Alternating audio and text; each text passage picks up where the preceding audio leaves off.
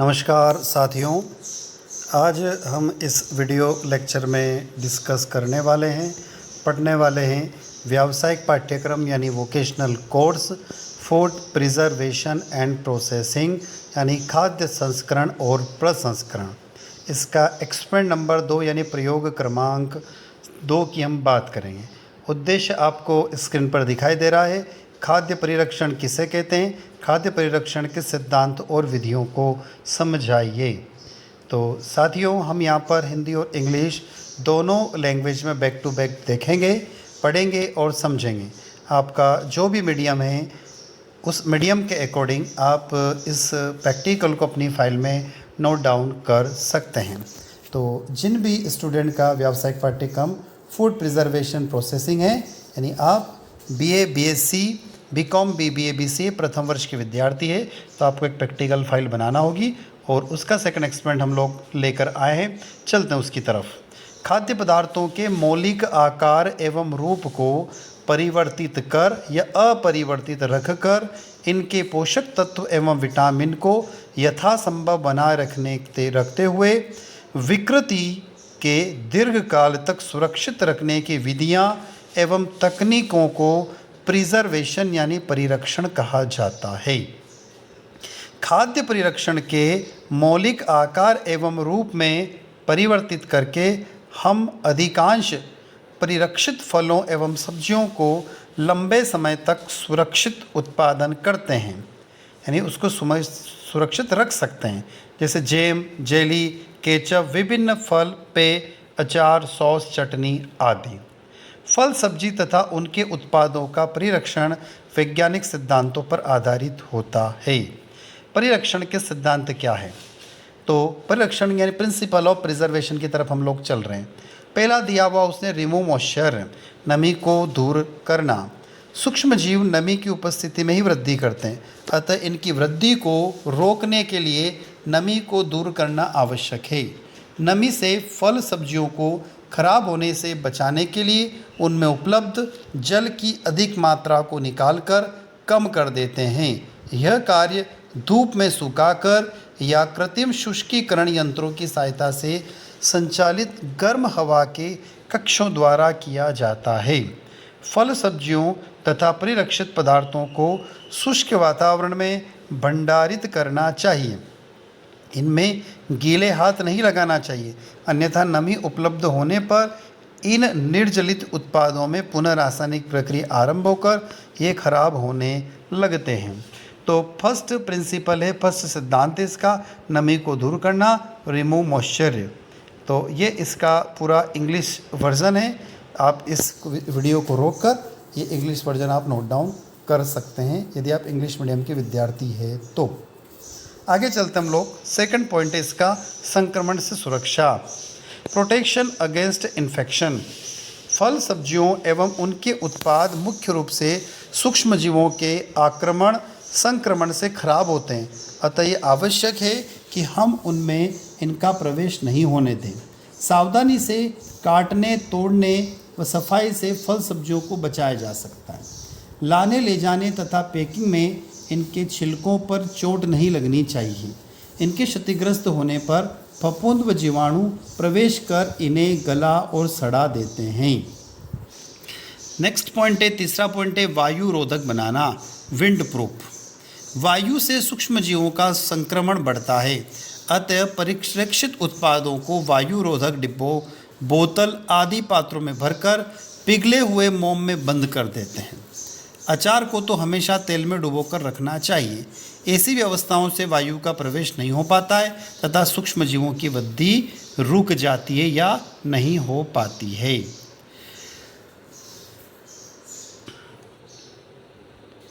खाद्य पदार्थों से निर्मित सूक्ष्म जीव प्रतिरोधक पदार्थों के उपयोग से परिरक्षण संभव करना।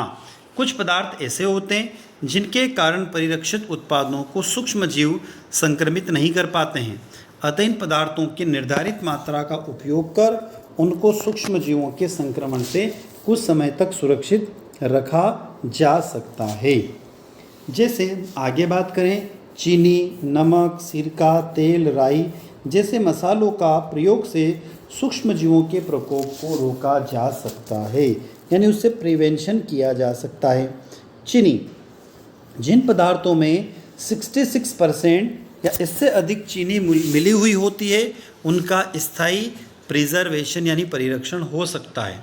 नमक की बात करें तो नमक का 15% भाग फल सब्जियों को खराब होने से बचाता है, तो नमक की इस मात्रा को सूक्ष्मजीव उत्पन्न नहीं हो पाते हैं। सिरका, परिरक्षण में चीनी व नमक की अपेक्षा सिरका अधिक लाभप्रद रहता है। सिरका सूक्ष्मजीवों की वृद्धि को रोकने का काम करता है। 2% सिरका यानी एसिडिक एसिड इन उत्पादों को स्थायी रूप से सुरक्षित रख सकता है। तो आप शुगर के द्वारा, सॉल्ट के द्वारा और विनेगर के द्वारा भी प्रिजर्व कर सकते हैं। तेल की बात करते हैं। कुछ उत्पादों विशेषकर अचार में तेल सूक्ष्मजीवों के प्रतिरोधकता का काम करता है, अतः अचार तेल में हमेशा डूबा हुआ रहता है। राई, अचार में राई मसालों के अलावा एक परिरक्षण के रूप में भी प्रयोग में लाई जाती है। परिरक्षण के लिए राई को पीसना चाहिए तथा तुरंत प्रयोग में लेना चाहिए। अब बात करते रासायनिक परिरक्षण यानी केमिकल प्रिजर्वेटिव द्वारा परिरक्षण करना। चीनी, नमक तथा सिरके की अपेक्षा रासायनिक परिरक्षण अधिक प्रभावशील होते हैं। इनकी थोड़ी मात्रा ही सूक्ष्मजीवों को परिरक्षित पदार्थों की वृद्धि को रोकने में सफल होती है। रसायन का आधा ग्राम प्रति किलोग्राम उत्पाद में प्रयोग किया जाता है। यदि आप उत्पादों को प्राकृतिक रंग बिगड़ने नहीं देना चाहते हैं तो सोडियम तथा पोटेशियम मेटाबाइसल्फेट का प्रयोग नहीं करना चाहिए। जैसे टमाटर, फालसा, जामुन, अंगूर, लाल मिर्च आदि के उत्पादों में सोडियम बेंजोएट का प्रयोग किया जाता है। इसकी 750 मिलीग्राम मात्रा 1 किलोग्राम उत्पाद के लिए पर्याप्त होती है।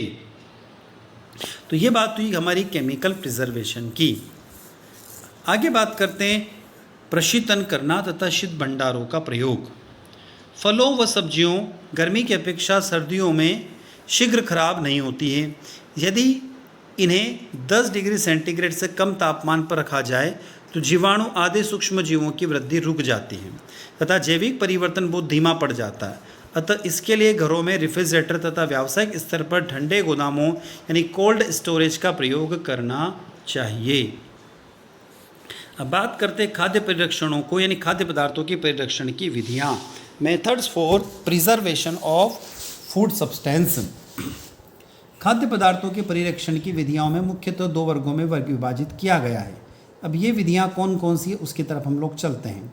यहाँ पर 2 विधियाँ, एक भौतिक विधि और एक रासायनिक विधि। सबसे पहले भौतिक विधि की बात करते हैं। तो भौतिक में प्रशीतन विधि यानी रेफ्रिजरेशन विधि, हिमीकरण फ्रीजिंग मेथड, शुष्क हिमीकरण ड्राई फ्रीजिंग, निर्जलीकरण डिहाइड्रेशन, गैस संग्रहकारक, मॉइस्चर रिमूवल नमी निष्कासन, डिब्बाबंदीता बोतलबंदी और विकिरण विधि। इनको समझते हैं हम लोग। अब प्रशीतन विधि यानी रेफ्रिजरेटर मेथड। घरों में फल, हरे पत्तेदार सब्जियां, दूध, पनीर, दही आदि भोज्य पदार्थों को कुछ समय तक संग्रहित करने हेतु घरेलू रेफ्रिजरेटर का उपयोग किया जाता है। रेफ्रिजरेटर मेथड यानी प्रशीतन विधि द्वारा भोज्य पदार्थों की उष्णता को कम करके इन्हें अपेक्षित समय तक परिरक्षित करके रखा जाता है। प्रशीतन विधि में तापमान 4 से 10 डिग्री सेंटीग्रेड रहता है। ठंडे तापक्रम पर फल, दूध जल्दी खराब नहीं होते क्योंकि इनको सड़ाने वाले एंजाइम तथा सूक्ष्म जीव निष्क्रिय हो जाते हैं। सूक्ष्म जीवों की वृद्धि एवं क्रियाशीलता के लिए उचित तापक्रम का होना अत्यंत आवश्यक है। तो रेफ्रिजरेटर मेथड का ये इंग्लिश वर्जन है, आप इस वीडियो को रोककर नोट डाउन कर सकते हैं। आगे बात करते हैं हिमीकरण विधि। इस विधि में भोज्य पदार्थों के तापक्रम को बहुत कम यानी 20 डिग्री से 0 डिग्री सेंटीग्रेड कर दिया जाता है। इस तापक्रम पर सूक्ष्म जीवों की वृद्धि रुक जाती है तथा भोजन सड़ने खराब होने से बच जाता है। गहरी हिम भूमि विधि। इस विधि में भोज्य पदार्थों को -18 से -40 डिग्री सेंटीग्रेड तापमान रखा जाता है। Chill storage. इस विधि में भोजन संरक्षण हेतु तापमान 32 फ़ारेनहाइट से 45 फ़ारेनहाइट रखा जाता है। विभिन्न भोज्य पदार्थों को निम्नलिखित ताप पर सुरक्षित रखा जा सकता है। पनीर को 45 डिग्री फ़ारेनहाइट पर सुरक्षित रख सकते हैं। दूध, दही व अन्य भोज्य पदार्थों को जिन्हें अल्प समय तक रखना होता है उसको 35 से 40 फ़ारेनहाइट पर रखा जा सकता है। ताज़े फलों व सब्जियों को 35 फ़ारेनहाइट पर सुरक्षित किया जाता है। कोल्ड स्टोरेज का तापमान 0 से 32 फ़ारेनहाइट का होता है। व्यापारिक स्तर पर खाद्य पदार्थों के संग्रहण हेतु इसका उपयोग किया जाता है, जैसे मक्खन, सब्जियां आदि भी लंबे समय तक सुरक्षित रूप में संरक्षित रखी जा सकती है। तो फ्रीजिंग मेथड का जो इंग्लिश वर्जन है वो ये स्क्रीन पर दिया हुआ है, आप इस वीडियो को रोककर नोट डाउन कर सकते हैं। गैस संग्रहकार। गैस संग्रहकार का सिद्धांत भी कोल्ड स्टोरेज की तरह ही होता है, अर्थात इसका तापमान कम होता है। भोज्य पदार्थों को दीर्घकाल तक संग्रहित करने की यह भी एक काफ़ी लोकप्रिय प्रचलित विधि है। इस विधि में गैस का उपयोग करके भोजन को सड़ने से बचाया जाता है।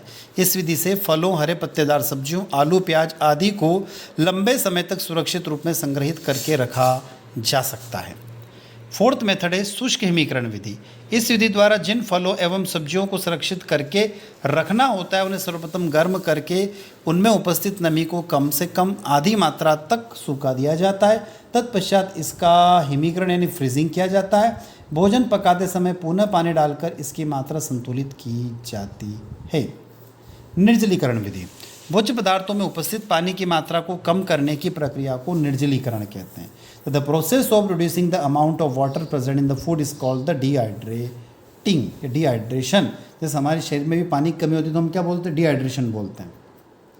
भोजन में उपस्थित नमी ही उसे सड़ाती है, इसलिए भोजन में से नमी को निष्कासित करना आवश्यक होता है। इस विधि द्वारा कच्ची फलियों, कच्चा आम, आंवला, अंजीर, अंगूर, हरी पत्तेदार सब्जियां, आलू के चिप्स, पापड़, मकोड़ी आदि को संरक्षित किया जा सकता है। कौन सी विधि के द्वारा?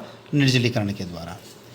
कौन कौन सी आती है निर्जलीकरण में? धूप में सुखाना। घरेलू स्तर पर भोज्य पदार्थों को नमी से निष्कासित करने के लिए इन्हें धूप में फैलाकर सुखाया जाता है। गृहिणियाँ इसका प्रयोग अधिकांश गर्मी के दिनों में करती है, जैसे बड़ी, बनाना, पापड़, चिप्स, मंगोड़ी आदि को सुखाया जाता है। दूसरा है व्यापारिक स्तर पर निर्जलीकरण। व्यापारिक स्तर पर निर्जलीकरण की कई विधियाँ उपयोग में लाई जाती है, जैसे स्प्रे करके सुखाना, रोलरों द्वारा सुखाना, ड्रम द्वारा सुखाना। इस विधि में धूप द्वारा भी सुखाया जाता है। दूध, फल, हरी पत्तेदार सब्जियां आदि को इस विधि द्वारा सुखाया जा सकता है। शक्कर एवं नमक के प्रयोग से। निर्जलीकरण की क्रिया शक्कर तथा नमक का प्रयोग करके भी की जा सकती है। शक्कर तथा नमक भोज्य पदार्थों में उपस्थित नमी को अपने में बांध लेते हैं, इस कारण मुक्त रूप में नमी उपस्थित नहीं रहती है, जिससे कि सूक्ष्म जीव वृद्धि कर सकते हैं। नमी निष्कासन विधि। इसके अंतर्गत धूप में सुखाना, कृत्रिम विधि में सुखाकर नमी हटाना, शक्कर तथा नमक का प्रयोग आदि विधियां इसमें शामिल होती हैं, जिससे भोज्य पदार्थों उपस्थित नमी को निष्कासित किया जाता है। दलिया तथा सूजी के जीवन काल को बढ़ाने के लिए इन्हें कम तापमान भूनकर रखा जाता है। डिब्बाबंद तथा बोतलबंदी, कैनिंग एंड बॉटलिंग। भोज्य पदार्थों यानी फल और सब्जियों को टीन या धातु के डिब्बों में परिरक्षण करना डिब्बाबंदी कहलाती है, यानी बॉटलिंग कहलाती है, कैनिंग कहलाती है। यह जब भोज्य पदार्थों को शीशे के जार में परिरक्षित करके रखा जाता है तो उसे बोतलबंदी कहते हैं। उच्च ताप यानी 100 से 126 डिग्री सेंटीग्रेड पर गर्म करने से सभी सूक्ष्म जीवों बीजाणुओं को नाश हो जाते हैं। फलों एवं सब्जियों को बोतल अथवा जारों में भरने से पूर्व इनका विसंक्रमण करना आवश्यक होता है। विसंक्रमण के लिए जारों और बोतलों एवं डिब्बों को गर्म किया जाता है। तो ये तो था डिब्बाबंदी तथा बोतल बंदी। आगे चलते हैं विकिरण विधि यानी रेडिएशंस मेथड। भोज्य पदार्थों को संग्रहित करने के लिए विकिरण विधि का भी उपयोग किया जाता है। इस विधि में गामा किरणों या तीव्र गति इलेक्ट्रॉन्स का प्रयोग किया जाता है। इनके प्रयोग से सूक्ष्म जीव मर जाते हैं। विकिरण विधि से आलू, प्याज, गाजर आदि को अंकुरित होने से बचाया जा सकता है। इस प्रकार अनेक फलों एवं भोज्य पदार्थों को शीघ्र पकाने से रोका जा सकता है। विकिरण द्वारा संरक्षित भोज्य पदार्थों के निम्न लाभ है। भोजन कम समय में परिरक्षित हो जाता है। पौष्टिक तत्वों का इसमें नाश नहीं होता है। अब चलते हैं भौतिक विधियों से रासायनिक विधियों की तरफ। साथियों, ये एक्सपेरिमेंट थोड़ा सा बड़ा है, पर आप लोगों को इसको नोट डाउन करना होगा। यदि आपको कोई पॉइंट इसमें शॉर्ट करना है तो कर सकते हैं। जैसे हमने 8 विधियाँ देखी, तो आप चाहे तो 5 विधि भी लिख सकते हो, 6 विधि भी लिख सकते हैं। रासायनिक विधि। खाद्य परीक्षण की इस विधि में रासायनिक विज्ञान के सिद्धांतों का उपयोग किया जाता है। इसके अंतर्गत निम्न विधियाँ आती है। शक्कर द्वारा बाय शुगर, फलों को संरक्षित करने के लिए शक्कर का उपयोग किया जाता है। शक्कर भी भोज्य परीक्षण की तरह कार्य करती है। यदि फलों में सब्जियों में 68 से 70% शुगर मिला दी जाए तो ये परासरण की क्रिया के कारण सूक्ष्म जीव, फफूंद आदि की सक्रियता को नष्ट कर देती है। इस कारण फफूंद एवं सूक्ष्म जीव नहीं पनप पाते हैं, अतः भोज्य पदार्थों को लंबे समय तक सुरक्षित रख जाते हैं। जैसे जैम, जेली, मुरब्बा, चटनी, मार्मलेड आदि को इस विधि से संरक्षित किया जा सकता है।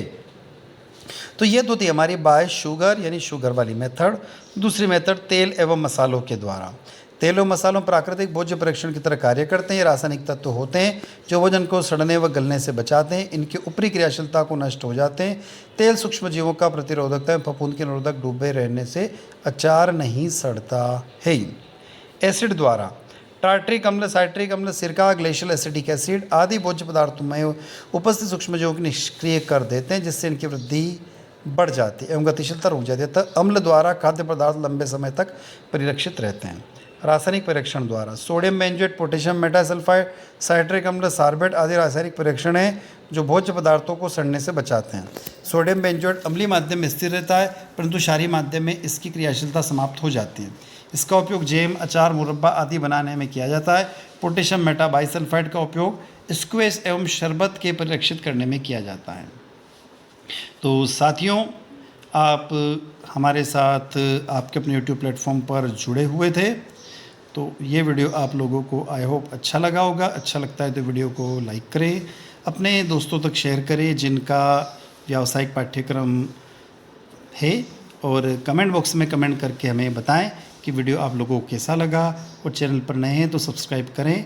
और हमारा एक और यूट्यूब प्लेटफॉर्म है केमिस्ट्री बाय डी शर्मा, आप यूट्यूब पे जाकर सर्च कर सकते हैं और उस चैनल को भी सब्सक्राइब करिए।